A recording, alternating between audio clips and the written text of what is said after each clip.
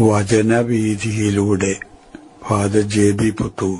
വിശുദ്ധ ലൂക്കാ രചിച്ച നമ്മുടെ കർത്താവ് യേശുമിശിഹായുടെ പരിശുദ്ധ സുവിശേഷം. അധ്യായം 7 1 മുതൽ 10 വരെയുള്ള വാക്യങ്ങൾ. ശതാധിപന്റെ ഭൃത്യനെ സുഖപ്പെടുത്തുന്നു.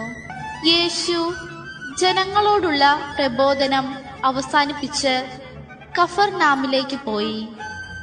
അവിടെ ഒരു ശതാധിപന്റെ ഭൃത്യൻ രോഗം ബാധിച്ച് ആസന്ന മരണനായി കിടന്നിരുന്നു. അവൻ യജമാനന് പ്രിയങ്കരനായിരുന്നു. ശതാധിപൻ യേശുവിനെ പറ്റി കേട്ട് തന്റെ ഭൃത്യനെ സുഖപ്പെടുത്തണമെന്ന് അപേക്ഷിക്കാൻ ചില യഹൂദ പ്രമാണികളെ അവന്റെ അടുത്ത് അയച്ചു. അവർ യേശുവിന്റെ അടുത്ത് വന്ന് കേണപേക്ഷിച്ചു പറഞ്ഞു, നീ ഇത് ചെയ്തു കൊടുക്കാൻ അവൻ അർഹനാണ്.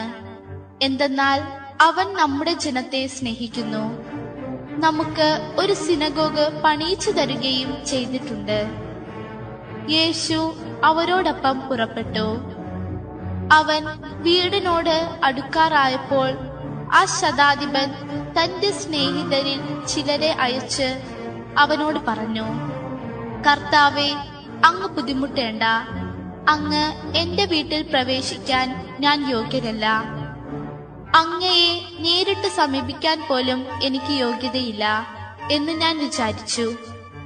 അങ്ങ് ഒരു വാക്ക് ഉച്ചരിച്ചാൽ മാത്രം മതി, എന്റെ ഭൃത്യൻ സുഖപ്പെട്ടുകൊള്ളും. കാരണം ഞാനും അധികാരത്തിന് കീഴ്പ്പെട്ടവനാണ്. എന്റെ കീഴിലും പടയാളികളുണ്ട്. ഞാൻ ഒരുവനോട് പോവുക എന്ന് പറയുമ്പോൾ അവൻ പോകുന്നു, മറ്റൊരുവനോട് വരുക എന്ന് പറയുമ്പോൾ അവൻ വരുന്നു. എന്റെ ദാസനോട് ഇത് ചെയ്യുക എന്ന് പറയുമ്പോൾ അവൻ ചെയ്യുന്നു. യേശു ഇതു കേട്ട് അവനെ പറ്റി വിസ്മയിച്ചു. തന്നെ അനുഗമിച്ചിരുന്ന ജനക്കൂട്ടത്തിനു നേരെ തിരിഞ്ഞ് അവൻ പറഞ്ഞു, ഞാൻ നിങ്ങളോട് പറയുന്നു, ഇസ്രായേലിൽ പോലും ഇതുപോലുള്ള വിശ്വാസം ഞാൻ കണ്ടിട്ടില്ല. അയക്കപ്പെട്ടവർ തിരിച്ചു ചെന്നപ്പോൾ ആ ഭൃത്യൻ സുഖപ്പെട്ടിരിക്കുന്നതായി കണ്ടു. മാധ്യസ്ഥം വഹിക്കുന്നതിൽ യേശുവിന്റെ നിലപാട്. മാധ്യസ്ഥം വഹിക്കുക, ശുപാർശ ചെയ്യുക, പിന്തുണ അറിയിക്കുക എന്നൊക്കെയുള്ളത് യേശുവിന്റെ ജീവിത വീക്ഷണത്തിന്റെ ഭാഗം എന്ന നിലയിലുള്ള വസ്തുതകളായിട്ട് നമുക്ക് ഇന്നത്തെ സുവിശേഷത്തിൽ നിന്ന് മനസ്സിലാക്കാം.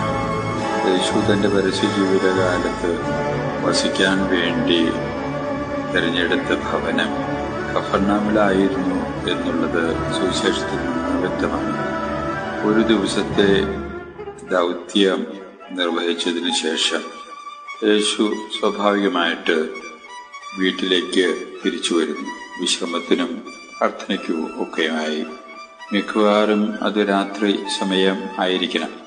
യേശു വീട്ടിലാണ് എന്ന് മനസ്സിലാക്കിയ ഒരു പറ്റം യഹൂദര്, ഒരു പ്രമാണികളാണ്, നല്ല മനുഷ്യരും കൂടിയായിരിക്കണം, യേശുവിനെ സമീപിച്ച് ഒരു കാര്യത്തിന് ശുപാർശ എന്ന വിധത്തിൽ യേശുവിനെ അവിടെ നടത്താൻ വേണ്ടി കൂടിയാണ് അവരവിടെ വന്നിട്ടുള്ളത്.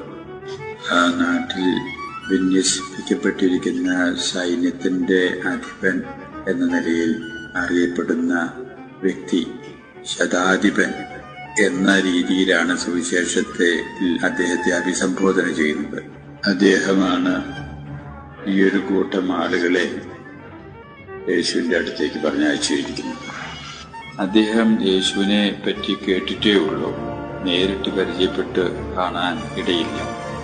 യേശുവിനെ പറ്റി കേട്ടിട്ടുള്ളതിൽ നിന്ന് മനസ്സിലായിടത്തോളം വലിയ ആദരവും മതിപ്പുമാണ് ഈ ശതാധിപനെ യേശുവിനെ സംബന്ധിച്ച്.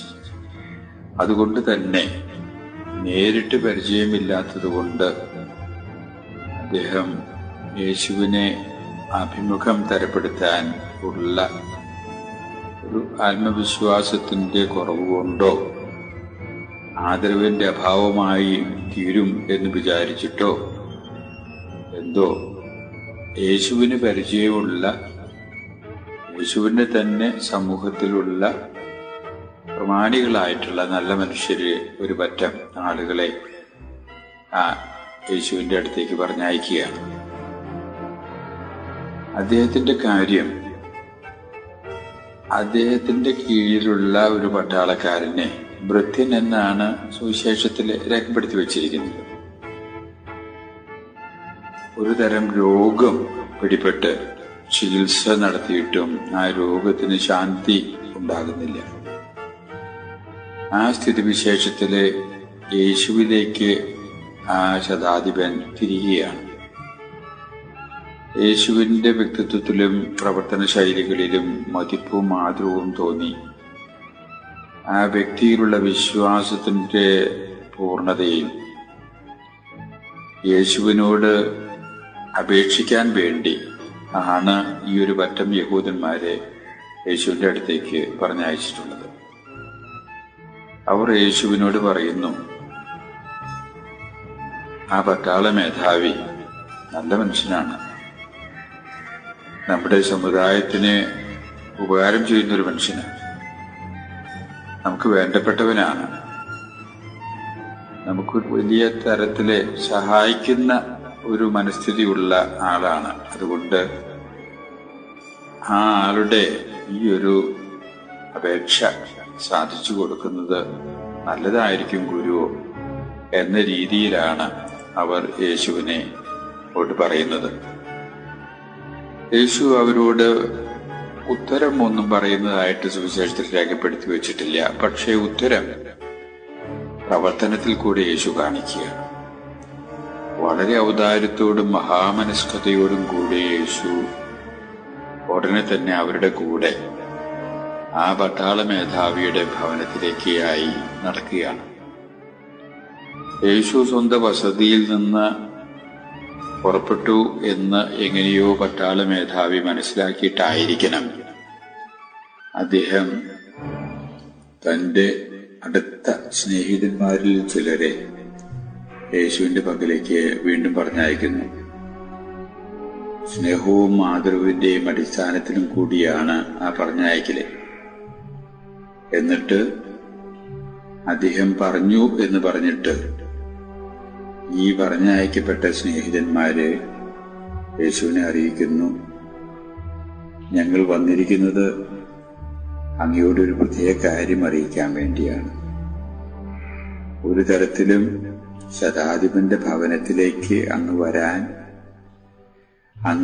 അങ്ങയെ ശതാധിപൻ ഭവനത്തിൽ സ്വീകരിക്കാൻ യോഗ്യനല്ല എന്ന രീതിയിലെ അറിയിച്ചിരിക്കുന്നു. ഒരുപക്ഷെ ശതാധിപനും അവരുടെ കൂടെ ഉണ്ടായിരിക്കാം.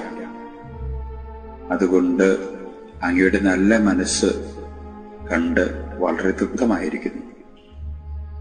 അങ്ങയുടെ നല്ല മനസ്സുണ്ടെങ്കിൽ തീർച്ചയായും ശതാധിപൻ ആഗ്രഹിച്ച കാര്യം, ആ രോഗിക്ക് രോഗശാന്തി ലഭിക്കുമെന്നാണ് പൂർണ്ണ ഉറപ്പ്. ഒരു വാക്ക് മാത്രം പറഞ്ഞാൽ മതി. ആ നല്ല മനസ്സിന്റെ പ്രകാശനം കൊണ്ട് തന്നെ സൗഖ്യം പ്രാപിക്കും എന്ന് പ്രതീക്ഷിക്കുന്നു. യേശു ഈ ഉത്തരം കേട്ടപ്പോൾ സത്യത്തിൽ വിസ്മയഭരിതനായി.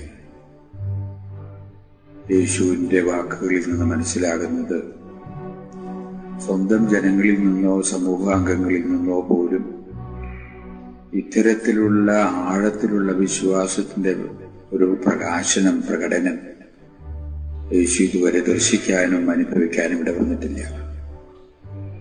വിജാതീയനായിട്ടുള്ള റോമൻ പൗരനായിട്ടുള്ള ഈ ശതാധിപൻ കേട്ടുകേൾവിയുടെയും പറഞ്ഞ് ഉള്ള അറിവിന്റെയും ഒക്കെ അടിസ്ഥാനത്തിൽ തന്നിൽ അർപ്പിച്ചിരിക്കുന്ന വിശ്വാസം എത്രയോ ആഴത്തിലുള്ളത് എന്ന ഉദീരണം ചെയ്തുകൊണ്ട് യേശു ആ ശതാധിപന്റെ വിശ്വാസത്തെ പ്രകീർത്തിക്കുകയാണ്. ഇവിടെ ഒരു തത്വം യഥാർത്ഥത്തിൽ നമ്മുടെ മനസ്സിലാക്കുന്നത് നല്ലതാണ്. Goodness breeds goodness. നന്മ നന്മയെ ജനിപ്പിക്കും. നന്മ പ്രവർത്തിക്കുന്ന വ്യക്തികൾക്ക് നന്മ തന്നെ മിക്കവാറും തിരിച്ച് വരും. മറിച്ച് തിന്മയായിട്ട് തോന്നിയാൽ പോലും ആത്യന്തികമായിട്ട് അവ നന്മയ്ക്കായിട്ട് ഉപകരിക്കും എന്നുള്ളതാണ് തത്വം.